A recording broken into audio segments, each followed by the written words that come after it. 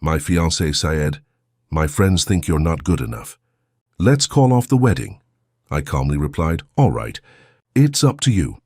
That same day, I cancelled the Cartier ring and decided to take the Paris trip without her. A few weeks later, one of her close friends called me. "So, are you still single? My friends think you're not good enough for me. We should call off the wedding." She said it so casually, like cancelling dinner plans, not an entire future. I didn't argue. I didn't beg. I just looked at her and said, "All right, it's up to you." Her face froze. Maybe she expected a scene, shouting, pleading something. For months I'd been walking on eggshells, trying to keep up with her new version of perfect. The fancy brunches, the brand names, the friends who whispered things they never had the courage to say out loud. So when she finally said those words, I knew it was over long before that moment. That night, I cancelled the rings, the venue, and changed our Paris honeymoon to a solo trip. The wedding was over. Paris was waiting, just not for us. When Sarah and I first met, life felt simple. I worked in accounting, she was in HR. One random Tuesday, the coffee machine jammed, espresso splashing across the counter. She laughed. I mopped it up, and somehow that spill turned into lunch. She wasn't the type to stand out at first glance, but she had that quiet kind of warmth, the kind that made you feel seen. She cared about people, or at least, she used to. 2 years later, we were engaged. We'd planned a small wedding, something intimate, elegant, nothing fancy. Just close friends, family, a few quiet moments that meant something. I'd already placed a deposit for a pair of Cartier wedding rings. It was a big expense, but I wanted something that would last, something we could both look at years later and remember how it all began. But somewhere along the way, Sarah changed. It wasn't sudden. It was subtle, the kind of shift you don't notice until it's too late. It started with her new department. She got promoted to HR lead, which meant weekly meetings with the upper management team, people who talked in numbers and brand names. Suddenly, she began comparing everything: her clothes, her car, our apartment. Her co-workers were buying designer bags, upgrading to condos, planning Instagram-worthy weddings with flower walls and drone shots. And we still lived in our modest one-bedroom apartment.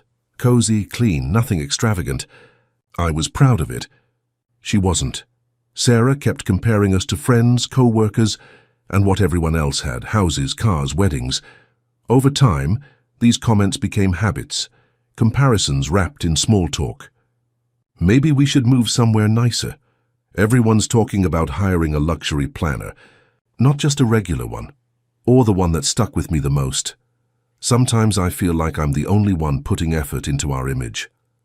Our image. That word hit me harder than I expected. When did love become something we had to market? Still, I didn't argue. I thought it was stress, pressure from work, wedding anxiety, social comparison. So I tried harder. I worked late, took extra projects, saved more. I even let her handle most of the wedding details because I wanted her to be happy. But the more she planned, the less it felt like our wedding. It was hers and her dream, her showcase, her performance. I was just there to fill a role. Then came her new friends. A small group from work, mainly people from the management floor. They'd meet for wine nights and brunches. Sarah used to come home glowing after seeing them, but slowly the glow changed. It wasn't joy anymore, it was comparison. She'd repeat things they said about their relationships. Jason always picks up his wife from work, no matter how late. Melissa's husband's bonus was double last quarter. Everyone said their wedding was unforgettable. And then, one night, while scrolling through Pinterest for table decor, she said something that broke me a little. "Do you ever feel like you're not keeping up?" I looked up. Keeping up with what? She hesitated, then mumbled, "With everyone else, with life." That was the first time I realized we weren't just planning a wedding. We were trying to compete. I should have said something then. I should have told her that marriage isn't about who impresses who, that happiness doesn't come from a price tag. But I didn't, because deep down I was afraid that if I challenged her, she'd start to see me as part of what she was trying to outgrow. So I stayed quiet. I let her drift, hoping she'd find her way back. But the more I tried to hold the silence, the louder the distance grew. And then came the weekend, the one that ended it all. She went to a colleague's birthday dinner. a high-end restaurant I couldn't attend because of a work deadline. When she came back, her tone was different, detached, careful, like she'd already rehearsed something in her mind. I asked, "Everything okay?" She said, "Yeah, just tired." But the next morning, she sat me down at the kitchen table, the same table where we'd once talked about honeymoon plans, and said the words that would end everything. "My friends think you're not good enough for me. We should call off the wedding." For a moment, I just sat there, staring at the steam rising from my coffee. I asked, "Do you think that?"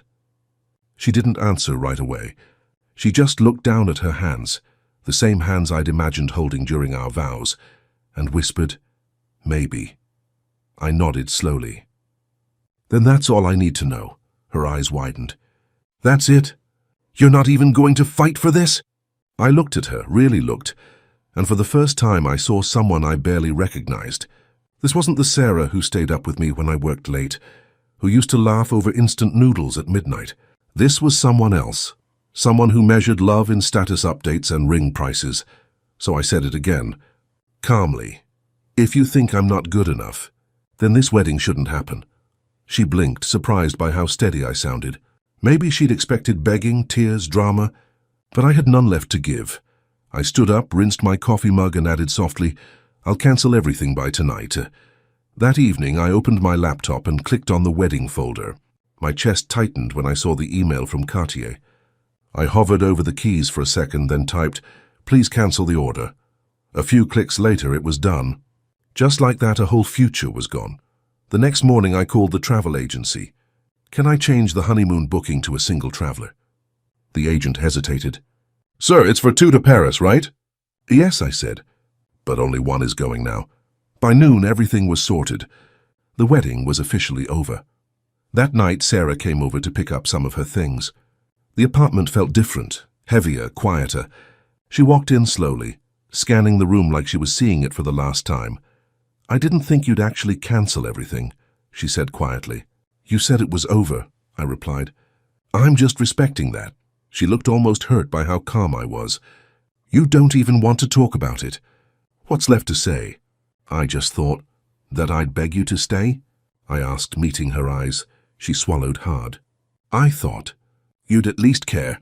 I sighed, not in anger, but in exhaustion. "Sarah, I cared so much I forgot to take care of myself. I tried to fit into the version of love you started to want, the version with filters and status and opinions. But that's not me. You know that." She looked down again. Her mascara had smudged slightly, and for the first time she looked small, fragile. Maybe she was realizing that endings don't always come with screaming or slamming doors. Sometimes they come with silence, and a calm that hurts more than anger ever could. She whispered, "I didn't mean to hurt you." "I know," I said. "But you did." She nodded, then turned toward the door. "They thought you wouldn't handle it well," she said. I smiled. They were wrong. When the door clicked shut, the apartment finally felt empty, but also, in a strange way, free. That night I sat by the window with a glass of whiskey, watching the city lights blur in the distance. I thought about everything we'd planned, the vows, the music, the people who would have cheered for a love that no longer existed. I thought about the moment I said, "All right, it's up to you." The next day my phone buzzed. A message from one of her friends, Chloe. It read, "Hey, heard about what happened. I'm sorry things ended that way." "You deserve better," I didn't reply, "not yet." I just stared at the message, thinking how ironic it was, and her friends, the same ones who told her I wasn't good enough, now suddenly felt sorry for me. And for the first time in months, I smiled, not out of bitterness, but out of clarity. The wedding was off. The rings were cancelled. But for the first time in a long time, I felt like I had my life and my self-respect to head back. Paris, once meant for us, became my time to reflect and finally breathe on my own. Paris was as I imagined, and the quiet streets gave me time to reflect. Sometimes at night I'd scroll through old pictures of us, the smiles, the plans, the love that used to be real. But every time I looked, I saw something new, small signs I'd ignored. Her distracted glances, the way she checked her phone when we were together, the forced laughter when I made a joke that wasn't fancy enough. Looking back, I saw the signs I'd ignored. 3 days in, I posted a single photo on Instagram, a coffee cup and a view of the Seine. A few hours later, a message popped up. It was from Sarah. Sarah admitted she'd been wrong. A week later, I was sitting outside a cafe near Saint-Germain when my phone rang. Unknown number. Hello? Hey, it's Chloe. Her voice caught me off guard. She was one of them. One of the voices behind that sentence. You're not good enough. I said nothing, waiting for her to continue. I heard you went to Paris, she said softly. I didn't expect you to actually take the trip. Why wouldn't I? I asked. I don't know. Most guys would have fallen apart after what happened. I did, I said. Just quietly. She laughed awkwardly. You sound different, happier even. Maybe peace sounds like happiness, I said. There was a pause, the kind that stretches too long to be casual. Then she said almost hesitantly, You know, not everyone agreed with what Sarah did. Some of us thought she made a huge mistake. I raised an eyebrow. Some of you? Okay, she admitted, I did. I leaned back, letting her words settle. There it was, the twist no one asked for. She went on. Sarah's been a mess since the breakup. Keeps saying she thought you'd fight for her, that she didn't realize how serious you were. I think she's starting to regret it. I stayed quiet. Then Chloe's tone shifted, softer, almost flirty. Honestly. I never told her this, but I always thought you were kind of amazing. You have this calmness about you. It's rare. I smiled slightly, staring at the people passing by. Chloe, I said gently, are you calling because you're worried about me? Or because you're curious if I'm still single? There was a nervous laugh on the other end. Maybe both. That was my answer. After the call, I sat there for a while, watching the light fade over the Seine. The irony wasn't lost on me. The same circle of people who said I wasn't good enough now saw value in the piece they couldn't understand before, and somewhere between that phone call and the last sip of my espresso, something clicked. It wasn't about revenge or proving her wrong. Walking away quietly said it all. That night, I walked back to my apartment, opened my journal, and wrote a single line. The call from Chloe was the final reminder I didn't need closure from anyone. Sometimes no words are needed. I stayed in Paris for another 2 weeks. I visited museums, met strangers who became friends, and learned to enjoy my own company. For the first time in years, I didn't feel like I was performing. I wasn't trying to fit into someone's version of success. One evening, while watching the sunset from Pont Neuf, I realized how calm I felt. No anger, no sadness, just space. When I finally flew back home, my apartment was exactly how I'd left it. The wedding invitations still stacked on the counter, the empty frames waiting for photos that would never exist. I packed them up quietly, not out of resentment but gratitude. They represented a life I almost lived, and I was thankful I didn't. A few days later, Sarah called again. Her voice was quieter this time, fragile. I just wanted to say I'm sorry, she said. You didn't deserve what happened. I listened in silence. I thought I was doing the right thing, she continued. My friends, they made me feel like you weren't enough, but now I see they were just jealous of what we had. I sighed, not out of pity, out of understanding. Sarah, I said, I don't hate you, but I can't go back to something that fell apart because other people spoke louder than your own heart. There was a long pause. Then she whispered, I really hope you're happy. I am, I said softly. I really am, and for the first time I meant it. Months passed. Work got busier, my routine steadier. I started going to the gym again, met new people, tried things I'd postponed for years. Then one night at a small art gallery downtown, I met her. We talked for hours about books, travel, life. She didn't care about brands or appearances. She cared about ideas, honesty, and the kind of laughter that comes from real connection. Looking back, I don't think Sarah was evil. She was just lost in a world where approval mattered more than authenticity. We all get caught in that trap sometimes, wanting to be seen by people who never really looked at us. But the moment I stopped chasing validation, my world changed. Paris wasn't an escape. It was a chance to find myself again. I learned that sometimes love isn't about fighting to stay. It's about knowing when to walk away with grace. Last week, I passed by a Cartier store downtown. Through the glass, I saw a couple picking out rings, faces glowing with the kind of hope I once had.